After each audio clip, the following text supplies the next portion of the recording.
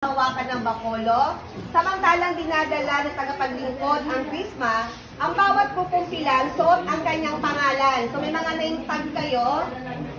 So, Dove yun, Dove. At kasama ang Yes, kanyang mga ninong name at tag. ninang na nakahawak ang kamay sa balikat ng pupumpilan ay tutungo sa harap ng obispo.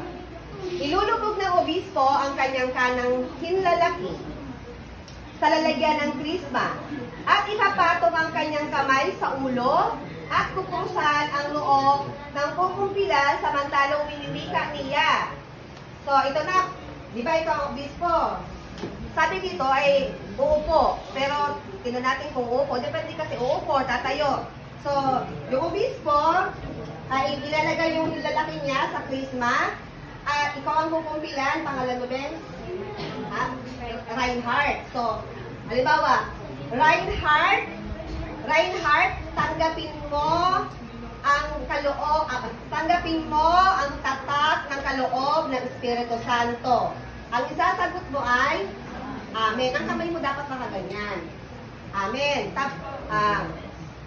Ngayon, maaaring okay na? Okay na lahat? O, balik ka sa upuan. Back to seat, back to seat. So, vlog tayo. Yay! Tapos na. Say hi. Say hi. Hi na, tapos na. Oh, yay! Congratulations. Congratulations sa inyo. Ano? Tapos na kayo, kompleto na. Congrats. See you on February 22.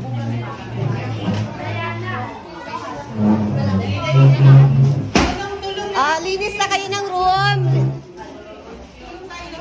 Iiwanan na natin si ma'am. Ay, naku.